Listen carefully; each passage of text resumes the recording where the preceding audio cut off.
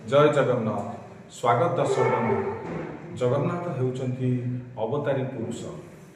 आ जगन्नाथ पाखरु जेतेबेले आपण निर्माल्य आणुछंती, निर्माल्य आनिकी आपण जदि रोषेई घरे रखिदेबे ताहले आपणकर खाद्यर अभाव केबे भी होइबो नाही। आउ सेई निर्माल्य को जदि टे पानी करी लोक मृत्यु मुखरे पड़िबाकू जाउची टिके देई देले तार आत्मा मुख्य होइजिवो। आउ गोटे कथा जगन्नाथ पाखरु जेतेबेले बेत आणुचंती से बेत को आनी जदि आपण ठाकुर घरे ठाकुर पाखरे रखिदेबे ताहले आपणक घर को केबे दुख दारिद्रता आसीबो नाही। आउ गोटे कथा आपण जेतेबेले पूजा अर्चना करूचंती वृंदावती जेतेबेले पूजा करूचंती तुलसी चौरा उपरे केबे आपण धूपकाठी पोतिबे नाही। जदि धूपकाठी आपण पोतिबे ताहले आपणकू कौन वृंदावती रागिबे आपण ऊपर।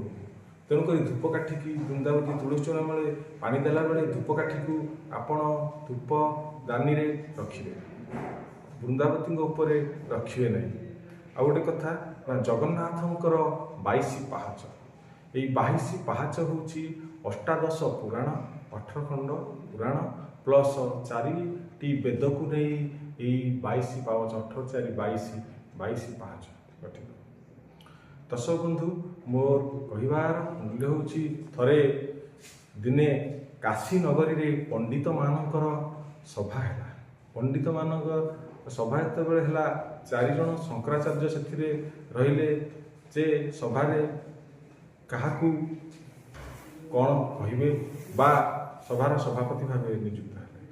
किंतु जेतेबेले आसीचंती विभिन्न धर्मर लोक जोटा कि जैन धर्म हो, बौद्ध धर्म हो, कृष्णकाय हो, शाक्त हो, जो आसीचंती सबु धर्मर लोक माने सबु धर्मर लोक माने कहउचंती कौन आम ठाकुर महान। तेणु रामाहुति माने कहउचंती आमर रामचंद्र महान। कृष्णाहुति माने कहउचंती आमर कृष्ण महान। तेणु करिकी समझ देखिले पुरी धामरू किए आसीचंती, पुरी धामरू कई आसी ना। तेणु पुरी श्रीमंदिर पाखकू एक विज्ञापन काशी नगर आसला कौन ना पुरी धामरू डकागला जे तम धामरू एक पंडित आस जे कि आम कहब कि कलिजुगे केउं देवता को पूजा करवा, केउं देवता महान। पुरी धाम से नोटिस को विज्ञापन को पढ़ी समस्ते होची आश्चर्य है किए जीव काशी नगर तो पंडित मानकर सभा से तो बहुत विद्वान पंडित अच्छा आमे बा कौन कहवा। तेणु समते कहीं साहस करे नहीं।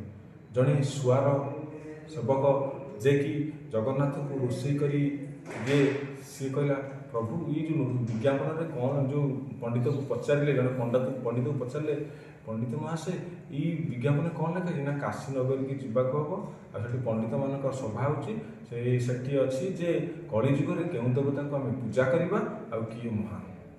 से कहले प्रभु मु जीवी सुआर पंडित सुआर चलिए जगन्नाथ पुओ को रोषेई करने को दायित्व देल कि जगन्नाथ को रोषेई करदेबू आउ जगन्नाथ जुआर कहले प्रभु मु जाऊँगी आपण को आपण जो आपणकर पुरी धामर आपण निजे रक्षा करेंगे टेक रखिए। चलिए जाकि काशी रे गंगा नदी रे स्नान करी गंगा तो जोटा कि आमर गंगा नदीर जो पुण्यात्मा गंगा नदी से स्नान करी प्रथमे काशी विश्वनाथ को दर्शन कले। काशी विश्वनाथ को जितेबाला दर्शन करचंती दर्शन करी फेरिला बेलू बाहर काशी विश्वनाथ फोटो अच्छी आउ जगन्नाथ चित्र भी अच्छी। तेणु जगन्नाथ चित्र को देखी कहले प्रभु आपणकर आज मुझे पंडित मान सभार मुझा कि जानी आज भाई पंडित मान सभार मुझे योगदान दूची कलिजुगे महान किए आपण बानार टेक रखिए निश्चित आप रखिए कारण से बाना एमती पतित पावन बाना पतित मान को उद्धार करता से बाना तले समस्ते आश्रय नियंती आ पतित पावन बाना आग को थरे जाए पछकू जाए गुड़े आग को गले तार अर्थ ब्रह्म सत्य जगत मिथ्या। तेणुक से पंडित मान सभारे जाए बसिले तेतले पचारुंती जे बद्रिकारु आछंती बद्रिकारु आछंती जो बद्रीनाथ आउ आमर ଯେଉଁ ଦ୍ୱାରିକାରୁ ଆସିଛନ୍ତି ଦ୍ୱାରିକାନାଥ, ଆଉ ଆମର କାଶୀରେ ତ ବିଶ୍ୱନାଥ, ଆମର ଅଛନ୍ତି ପୁରୀରେ ଯେଉଁଟାକି ଆସିଛନ୍ତି ଜଗନ୍ନାଥ ପୁରୀ ଧାମ। ତେଣୁ ପଚାରିଲେ ପୁରୀ ଧାମରୁ କିଏ ଆସିଛନ୍ତି? ସେ ପଣ୍ଡିତ ଦୁଇ ହାତ ଯେଉଁ ଛୁଆର ସେବକ ଦୁଇ ହାତ ଟେକିଦେଲେ, କହିଲେ ମୁଁ ଆସିଛି ଶଙ୍କରାଚାର୍ଯ୍ୟ ପ୍ରଭୁ। ସେ କହିଲେ ତୁମେ କ'ଣ ଗାମୁଛା ପିନ୍ଧିକି ଆଉ ଗୋଟେ ଗାମୁଛା ପିନ୍ଧିକି ଆସିଛ, ଭଲ ବସ୍ତ୍ର ପିନ୍ଧିକି ଆସିନାହଁ କାହିଁକି? ନା ପ୍ରଭୁ ମୁଁ ଗାମୁଛା ପିନ୍ଧିକି ଆସିଛି, ମୋର ବାହ୍ୟ ଆବରଣକୁ ଦେଖନ୍ତୁ ନାହିଁ, ମୋର ଭିତରର ଆବରଣକୁ ଦେଖନ୍ତୁ, ମୋର ଭିତରର ଅନ୍ତର୍ନିହିତ ଗୁଣାବଳୀକୁ ଦେଖନ୍ତୁ, ବାହ୍ୟ ଆବରଣକୁ ଦେଖନ୍ତୁ। ମୁଁ ଜାଣିନଥିଲି ଏଠି ଯେ ଚକଚକିଆ ବସ୍ତ୍ର ପିନ୍ଧିକି ଆସିଲେ ମୋତେ ନମ୍ବର ଦେବେ ବୋଲି। ତେଣୁକରି କହିଲେ ସେମାନେ ରାମାହୁତି ଲୋକମାନେ କହୁଛନ୍ତି ଆମ ରାମଚନ୍ଦ୍ର ମହାନ, କୃଷ୍ଣାହୁତି ଲୋକମାନେ କହୁଛନ୍ତି ଆମ କୃଷ୍ଣଚନ୍ଦ୍ର ମହାନ। ତେଣୁ ରାମ କୃଷ୍ଣହୁତି ଲୋକମାନେ ବହୁତ ଅଧିକା ନମ୍ବର ପାଇଛନ୍ତି। କିନ୍ତୁ ଆପଣଙ୍କର ମତ କ'ଣ? ପୁରୀ ଧାମର ଜଗନ୍ନାଥ? କହିଲେ ପ୍ରଭୁ ମୁଁ କେବେ କଥାରେ କହିକି କିଛି ମୁଁ କରିପାରିବିନି, ମୁଁ କାମରେ କରିବି। ଅର୍ଥାତ୍ ମୋତେ 3 ଜଣ ଯୁବକ ଦିଅନ୍ତୁ, ଆଉ 3 ଜଣ ଯୁବକ ଏକା ହାଇଟ୍ର ଥିବ, ଏକା ଚେହେରା ଥିବ। ତେଣୁ 3 ଜଣ ଯୁବକଙ୍କୁ ଶଙ୍କରାଚାର୍ଯ୍ୟ ମାନେ ଦେଲେ। 3 ଜଣ ଯୁବକ, ଜଣଙ୍କ ନାମ ଥିଲା ହେଉଛି ଯିଏକି ଜଣେ ଥିଲେ କେଶବ, ଆଉ ଜଣେ ଥିଲେ ଯେଉଁ ମାଧବ, ଆଉ ଜଣେ ଥିଲେ ଯେଉଁ ରାମଚନ୍ଦ୍ର। ସେଠୁ ସେ ଫାଷ୍ଟ କ'ଣ କହିଲେ ନା ଫାଷ୍ଟ ଜଣକୁ ସେ ନେଲେ, କହିଲେ ଯେଉଁ ତମ ନାମ କ'ଣ? ନା ହେଉଛି ରାମଚନ୍ଦ୍ର। ତାକୁ କ'ଣ କଲେ, ଗୋଟେ ରୁମ୍ କଲେ, ମୋତେ ଗୋଟେ ରୁମ୍ ଦିଆଯାଉ। ଗୋଟେ ରୁମ୍ ନେଲେ, ତାକୁ ରୁମ୍ ଭିତରକୁ ନେଇ ତାକୁ ସଜେଇ ଦେଲେ। କ'ଣ କଲେ, ପୁରା ରାମଙ୍କ ଅବତାର ଭଳିଆ ସଜେଇ ଦେଲେ, ଆଉ କାନ୍ଧରେ ଯେଉଁ କୋଦଣ୍ଡ ଆଉ ଧନୁ ଧରେଇଦେଲେ। ତେଣୁ ସେ ସଜା ହେଇକି ଆସିଲା। ସେ କହିଲେ ଇଏ କେମିତି ଦେଖାହେଉଛନ୍ତି? ନା ଇଏ ସ୍ୱୟଂ ରାମଚନ୍ଦ୍ର ଭଳି ଦେଖାହେଉଛନ୍ତି, ଇଏ ଆମ ରାମଚନ୍ଦ୍ର, ଜୟ ଶ୍ରୀ ରାମଚନ୍ଦ୍ର ଜି କି ଜୟ। ତେଣୁ ଆଉ ଜଣ କ'ଣ କଲେ ନା ତମ ନାଁ କ'ଣ? ନା କେଶବ। ତାଙ୍କୁ ହେଉଛି କ'ଣ ନେଇଗଲେ, ନେଇକି ଗୋଡ଼ ଦୁଇଟାକୁ ଏମିତି ଛନ୍ଦ ଭଳିଆ କହିଲେ ଏମିତି ତମେ ଛିଡ଼ା ହବ, ତାଙ୍କୁ ଶ୍ୟାମଳ ବର୍ଣ୍ଣ କରି ମୟୂର ପିଛ ଦେଇ ହାତରେ ବଇଷ୍ଠ ଧରିକି ଛିଡ଼ା ଦେଲେ। ତମ ନାଁ କ'ଣ? କେଶବ।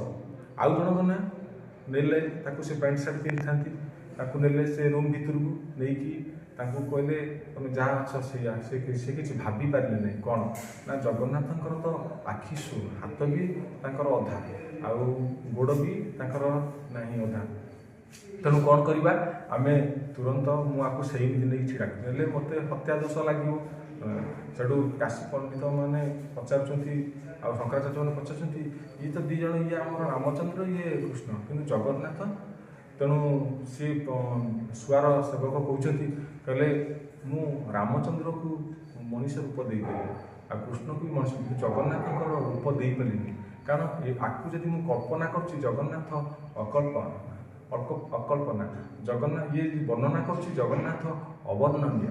ତେଣୁକରି ସେଇ ଜଗନ୍ନାଥ ପାଦପଦ୍ମରେ ଆମେ ଘୁଟିଯିବା। ତେଣୁ କଳିଯୁଗରେ, ସେଠୁ ପଣ୍ଡିତମାନେ କହୁଛନ୍ତି କଳିଯୁଗରେ ଜଗନ୍ନାଥଙ୍କୁ ଡାକିବା, ଆଉ ଜଗନ୍ନାଥ ବି ମହାନ। ଆଉ ସେଇଥିପାଇଁ ଜଗନ୍ନାଥ ଆମ କଳିଯୁଗରେ ସମଗ୍ର ଜଗତକୁ ସେ ରକ୍ଷା କରୁଛନ୍ତି। ବୋଲେ ଜୟ ଜଗନ୍ନାଥ କି ଜୟ। ନମସ୍କାର ଦର୍ଶକ, ପୁଣି ଦେଖା ହେବ ଆଗାମୀ।